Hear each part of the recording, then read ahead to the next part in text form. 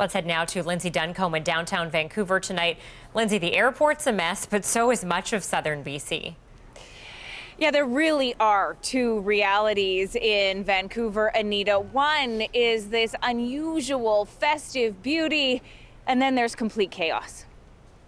The scenery is breathtaking as long as you aren't trying to get anywhere. I missed a Christmas a couple years ago, so I don't really want to miss another one. So I'm doing anything in my power to make sure I'm there. Tanner Hall is trying to get to BC's interior to spend Christmas with his 3-year-old daughter. His flight was supposed to leave Sunday, but he got stuck on the tarmac twice. Blame the weather. I tried to rent a car, and then they told me it would be 2 days.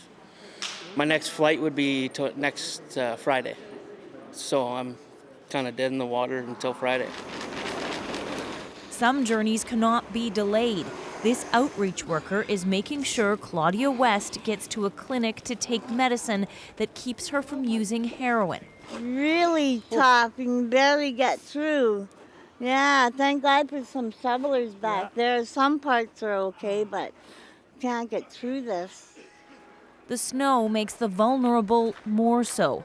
All night, Jory Reben kept pushing snow off the tarp he sleeps under so it wouldn't collapse on top of him. So I had to constantly keep working, keep checking, and make sure that I was prepared for anything that was about to happen. Probably didn't get much sleep. No. Drivers in the Lower Mainland, yes, even those insisting on a 2-wheel commute, aren't used to these conditions. The wait for taxis, hours long, with dispatch triaging calls based on need. We're looking after the medical appointments, people that has been waiting for doctors. Vancouver Island got even more snow. A lot of hassle, but it's pretty. Not all British Columbians are rattled by extreme weather. In the north and the interior, this is winter as usual. That's where Tanner Hall is trying to go. But more bad news. The text said the Coquihalla is closed. So what does that mean? So I don't think I'll be getting on this bus. Now, the highway did reopen later, Anita, so he may indeed have made it home. And Lindsay, what are some of the concerns in the days ahead? Because I imagine it's going to be a mess for a while.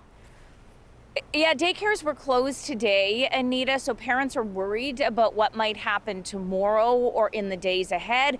And then Canada Post has suspended service in Metro Vancouver, the Fraser Valley, as well as parts of the island. So that could mean Christmas presents might not make it on time. Lindsay Duncombe, thank you. CBC News senior meteorologist Johanna Wagstaff was out earlier just north of the city and explains just where all of this snow came from.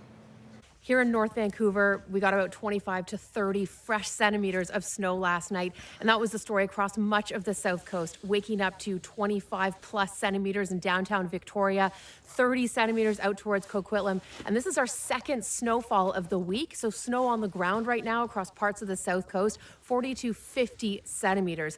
That is not usual snow for the south coast. In fact, for Vancouver, this is our 5th snowiest winter ever since records began, our single snowfall day. This is not the end of it either. Part of the reason why we saw so much snow last night is this Arctic air mass that moved in early in the week. Temperatures have been close to -10 through the overnight across the south coast. So when a Pacific system moved in and hit that cold air, it was the recipe for this big snow. We also had convection leading to thunder snow, and anytime we get sort of updrafts and thunderstorm clouds, that leads to heavy snowfall rates, which is why we ended up on the upper spectrum of the forecast. Great weather for dogs and people alike who don't have to go out in it, but we are looking at messy weather in the long-range forecast. Another snowfall coming Thursday night into Friday that will start off as heavy snow, transitioning to freezing rain and rain as we head into Christmas Eve. So a lot of concerns about travel.